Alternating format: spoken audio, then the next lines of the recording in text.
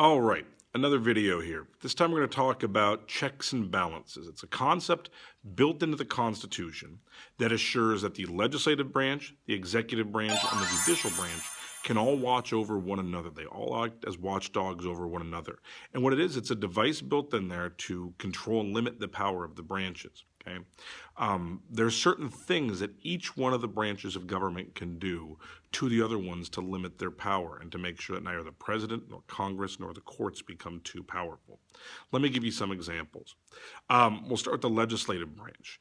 The legislative branch can control the power of the president by overriding his veto. If the legislative branch, Congress, if they pass a law that the president disapproves of and he vetoes it, they can simply override that veto with a 2/3 majority. That's an example of a check on the president's power.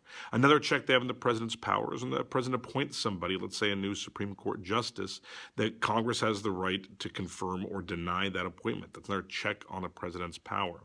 The biggest one, the biggest check Congress has on the president's power is the power of impeachment. Okay, what they can do is simply impeach the president. That means remove him from office before his time is up.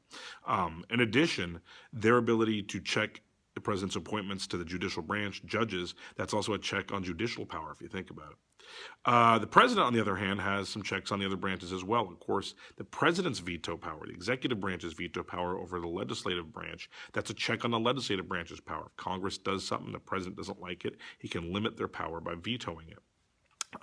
The president appointing Supreme Court judges and other judges, that's a check on judicial power, that the president has some say in who gets different judicial appointments and therefore who gets to interpret the law. Lastly, the judicial branch has one simple one over both branches, over the legislative and executive. They have one simple check, but it's maybe the biggest one of all, which is they can declare actions unconstitutional. What that means is that if the Congress or the president do something that the judicial branch views as outside of the bounds of the Constitution, they've broken the rules, in other words, the judicial branch can say, no, you don't get to do it. Stop. And they can put a stop to it. And they're the final say on that. Once the Supreme Court says something is unconstitutional, that's it. There is nowhere else to go. There's no appeal. There's no override. There's no anything.